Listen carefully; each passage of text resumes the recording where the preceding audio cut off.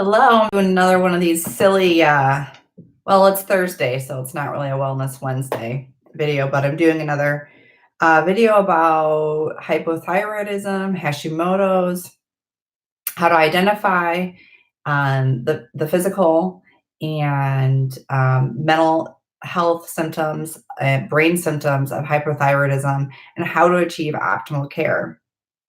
Um, Hypothyroidism is super, super common, but it is not often identified or optimally treated. And so it's one of those conditions where a lot of education needs to happen on the forefront. And this is why I'm doing this video right now, so that I can educate you and then give you some information so you can partner with your physician in order to start to get your energy back.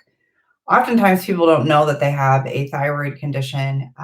Typically, the most common symptoms are fatigue, low energy, fatigue, feeling exhausted, the inability to lose weight no matter what, or um, constantly gaining weight as well. And then another physical symptom is, I'm looking at my notes here, just so that I don't. And then yeah, so the weight loss, and then the mood. The mood's often off. There's always going to be brain symptoms with hypothyroidism, and so this could look like a lot of things. I did write a article yesterday on my website, thepaleocounselor.com, to share some of those brain symptoms of hypothyroidism. And I wanted to highlight this because this is really not talked about, the mental health that goes along with endocrine system conditions. I'm getting advanced training to become a certified mental health integrative medicine provider. We don't have one in our area, and there's a missing link between mental health and functional medicine or holistic health. And I'm providing, and I have been for years, worked as an integrative provider. I'm just obtaining additional training right now to have that certification, just for individuals that are wanting to have, or to needing to have that, for healthcare or whatever reasons. But I'm bringing mental health into the physical, and physical health into mental health, because it's bi-directional. So if you have a physical condition or a chronic condition, you're going to have mood symptoms just because of the longevity of having it. Vice versa, if you have a long-term mental health symptoms, you're going to have physical symptoms. So they both go together, and it's not talked about. And so this is where I can serve my community locally and virtually best, by being that bridge between not only mental health therapists, but also doctors, primary care physicians, as well as being the bridge to the functional medicine, integrative medicine, holistic care, complementary, and alternative therapies. And so that's really where my heart is, and that's why I'm getting this training and sharing this information with you.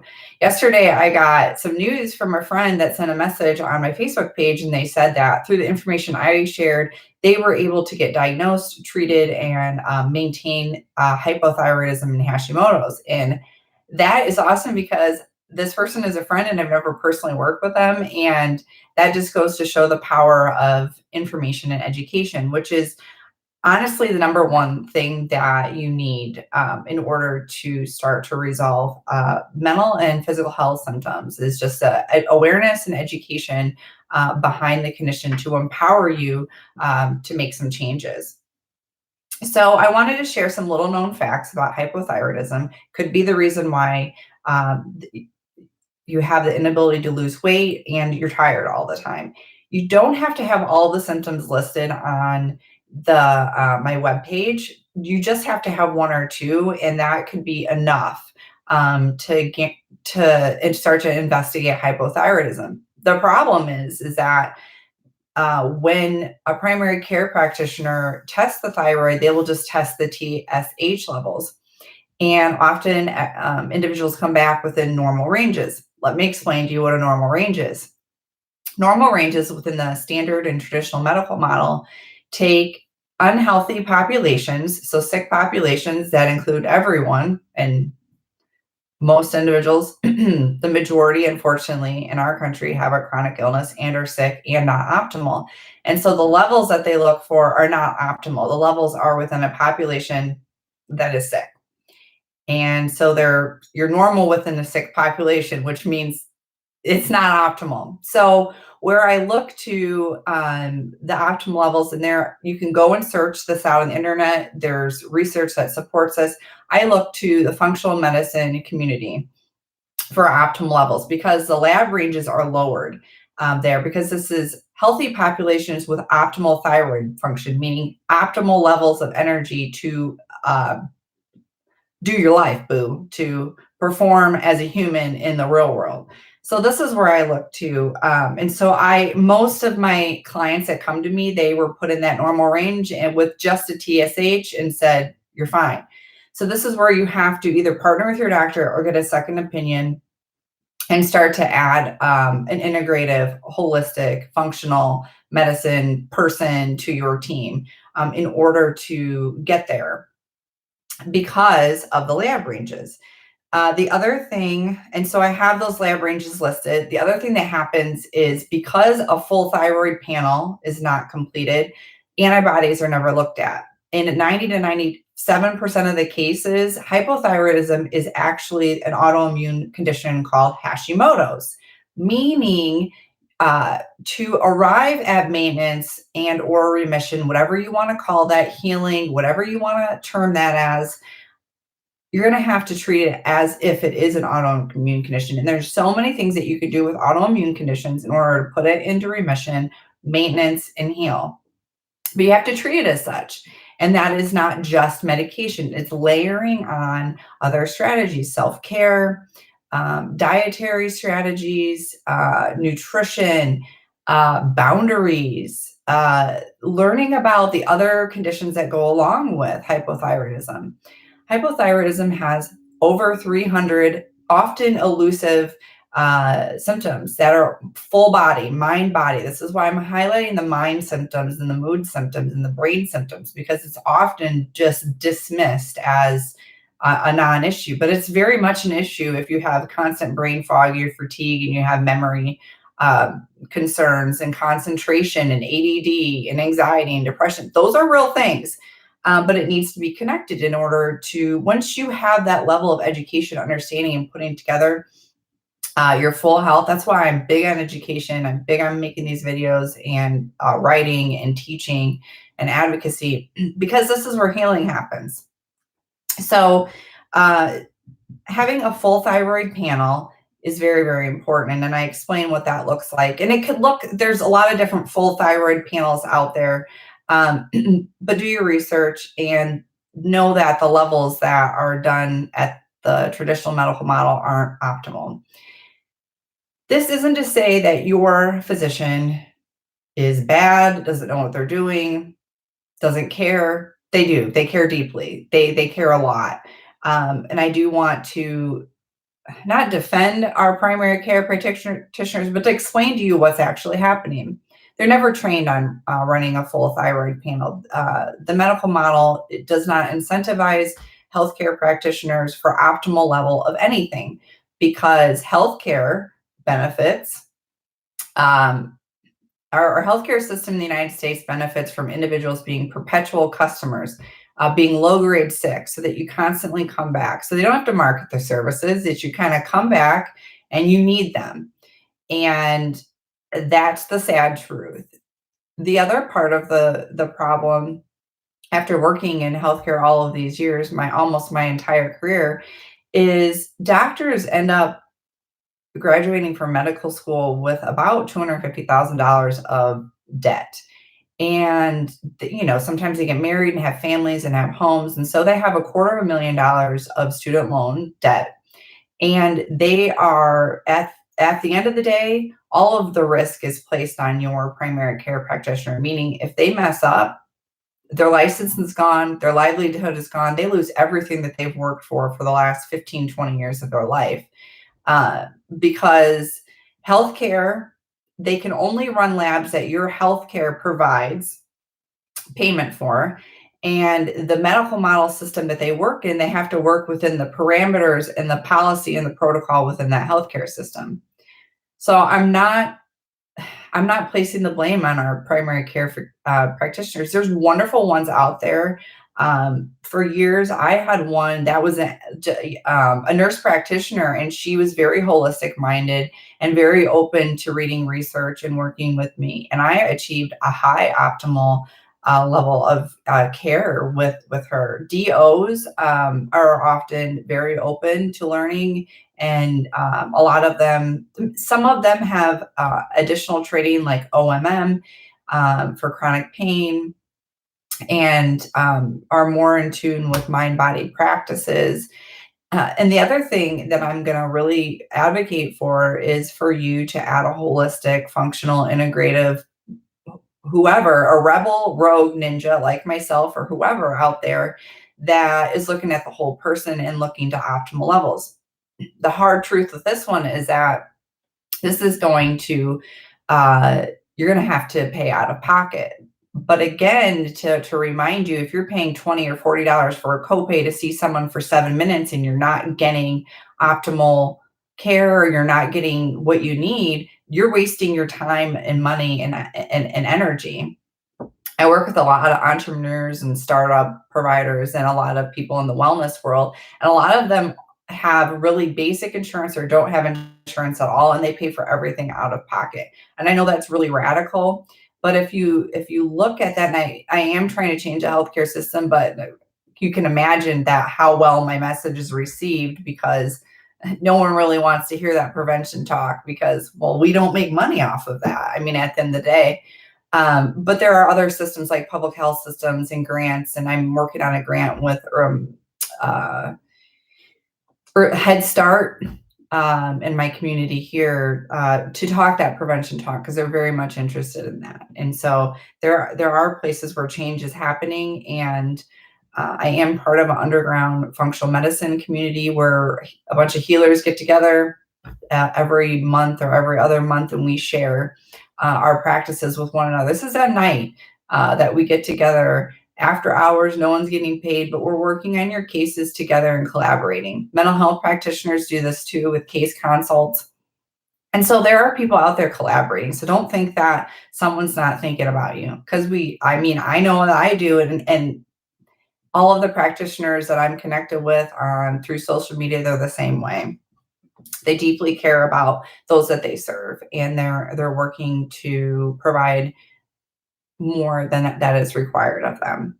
So continuing on with other things that you may not have been told about hypothyroidism, which is also Hashimoto's, is 1 in 12 mothers will end up with a thyroid disease after a pregnancy. Could be your first, last, middle pregnancy. This is certainly the case with me. It involves the whole body, so mind, body, and like I said, over 300 symptoms. I have behind me the endocrine system, just so you to know. I want you to really know where these parts of your body exist and how it all is connected. I'm teaching about this tonight, so I'm practicing. So optimal levels, don't settle for just a TSH. You may have to advocate, and you may have to fire a practitioner, and you may have to get a second opinion. You are going to have to arm yourself with research, print out research. Research is not a blog post. It's not WebMD. Physicians hate that because they are clinical researchers on the side, because they have to be, because that's what makes things evidence-based, and evidence-based is what makes healthcare and health insurance pay for things. So they have to base it on research in order to get funding, so that they get paid, so they can pay off those bills, their student loan bills, as they work 80 and 100-hour work weeks for 40 years and able to move forward in their career. So arm yourself with research, print it off, bring it with you, get to know nurses. Nurses are going to be your biggest advocate. Use your online portal, collaborate with your physician. Go in there armed with a list of written out questions, research that you're handing out. Share all of the different lab work and carry with you your own sign releases to get your own medical information that you have a copy of. Print that off, bring that to every one of your providers, because the data transfer and management is not connected. It's not even connected within a hospital system. There's a hospital system in the Midwest that I'm working with, and they have over 18 different systems within that hospital system that are not connected in their own hospital system. So just because you've had your labs run here doesn't mean at this doctor's office right here, the doctor's office next door could not be connected, or maybe they're contracting out that office space and it looks like they're part of the healthcare system, but they're not. It is very confusing. Not to overwhelm you, but to tell you that I'm on your side, and then can sort through some of this information. So don't hold on to anger to your primary care practitioner. That is wasting your time and energy. Rather partner with them. I wrote out what the optimal levels are. I'm looking to low dose naltrexone.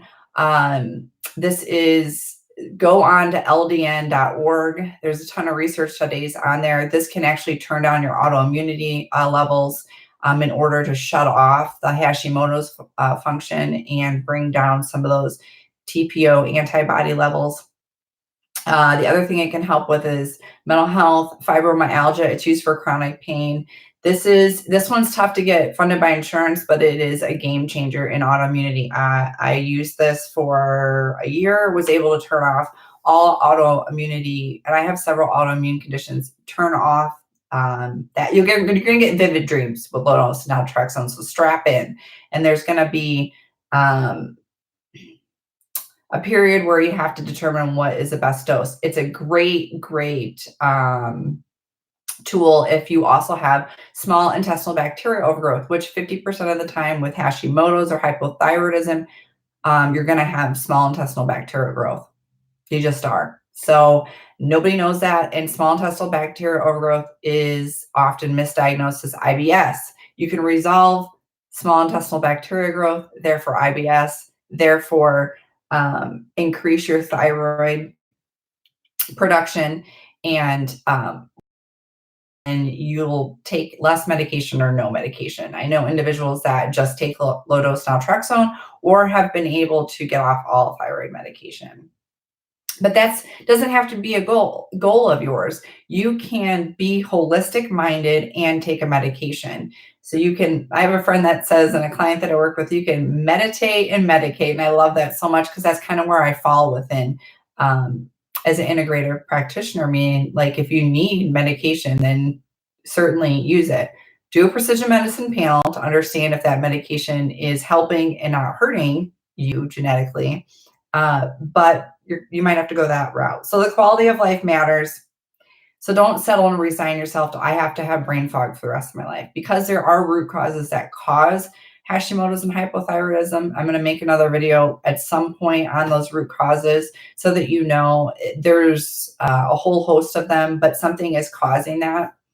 There are points where a thyroid becomes so depleted that you're going to have to take thyroid medication for the rest of your life, and that's okay. There's certain conditions within the endocrine system, diabetes and hypothyroidism, that if you get to a certain point of loss, that you are going to have to take a medication, and that's fine. It's a tool that you use. So what? You take a medication in the morning so that you can have optimal function. That's awesome. And that's a tool, and that's just what you do. It doesn't have to be this story. It doesn't have to be, you don't have to be a sufferer or a victim. The mindset is so important, and that's really what I work with clients on, is letting some of that go and putting together your unique plan in order to maintain and maybe put this thing into remission, but heal overall. That's healing. Okay, so what are the effects on the brain? This comes from the brain dietitian. Follow all of her work. She is a ninja, a dietitian that is integrative, and I love her work. I got her permission to share, so it's on my website. So here we go. Difficulty concentrating, dementia, brain fog, psychosis, memory problems, insomnia, depression, and attention deficit. So having problems concentrating. I've also seen anxiety, panic attacks, and intrusive thoughts, especially when you start to heal or you're over medicated. Because when you start to heal, your thyroid actually starts, oh boy, we're kicking back on here. And you can start to become more anxious, have more bowel movements, sweaty, shaky, panicky. That's indication that you're over medicated. You need to get back in and have your labs drawn. You need to have your labs drawn once a season, and not just once a year, once a season, until you get to that optimal level. But then when you get to the optimal level, I want you to know that once you will start healing, because you're going to start to look at other strategies, other interventions to layer on top. With the healing game, it's that fight to get the diagnosis. Then it's that fight to get optimal care. Then it's that fight to figure out the root causes. Then it's that fight to start letting go and just being, and then trying some different things out to understand, what do I uniquely need to maintain my health?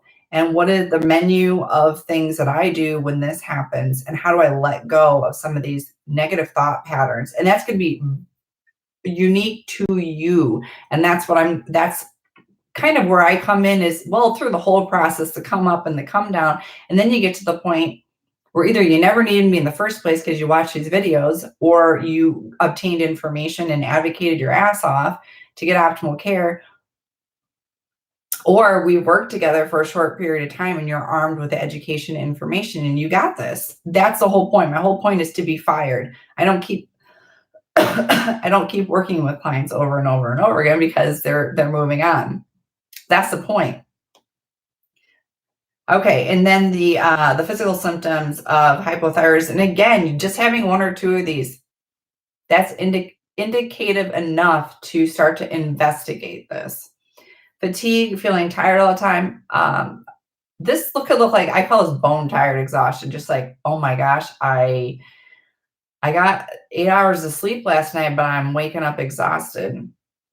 Gaining weight, their inability to lose weight, feeling cold all the time, and more sensitive to cold. The cool science behind this, the unfortunate science, is that this actually happens, but the cool thing is that we produce brown fat in order to, at the cellular level, keep ourselves warm. And this brown fat, actually, the more brown fat, the more turning on of brown fat, actually helps you burn fat. So this is where you see with hypothyroidism that like kind of inner tube of fat around your belly. But what happens when your thyroid becomes, when it functions less optimally, this function gets turned off, and so you're cold all the time. So about 40% of the time is individuals will see that they're cold. Their hands or feet are cold, or they're always cold, or they're more sensitive to cold weather. Weakness and aches in the muscles and joints, hair loss in your hair. So there's like a really strong pattern of hair loss, like around the temples with Hashimoto's, or around the top part or the outer third of the eyebrow. Itchy and dry skin. I call this patchy lizard skin. And so it could be just patchy here or here in your cheek, or you feel like you're just layering on lotion and you're eating avocado and you're eating, and it's no matter what you do, it's not working. Beauty products aren't working. It's just constantly dry. You can be dry right here and oily over here, and that could be an indication of thyroid dysfunction. Feeling depressed, down, or having a low mood, trouble concentrating, remembering, or forgetting things. Constipation is a big one. So normal bowel function, let's talk about that. Normal bowel function is having a bowel movement 1 to 3 times a day, and these are well-formed, kind of medium brown stools that are easy to pass. That is normal. And if your normal is once or twice a week, that is not normal and can be indicative of thyroid dysfunction. And then you could either have heavy or irregular periods, because the endocrine system contains the ovaries and some of the reproductive organs. It's very much so tied to I will see PCOS, endometriosis, also autoimmune, combined with this, diabetes, type 2 or prediabetes, small intestinal bacterial overgrowth is tied to this. All mental health symptoms, all of them, mood symptoms, and then adrenal fatigue. 100% of the time, adrenal fatigue, because the adrenal glands are part of the endocrine system. And so, again, you're supplementing this. Ashwagandha is really, really great at this. I use this with the infertility cases for both partners. It helps with stress response, helps with sleep and insomnia, helps with anxiety. Rhodiola is great for depression. These are natural herbs that have been with us since the beginning of time. You want to work with someone to check the safety function of some of this, or you can look that up. There are certainly some guides out there.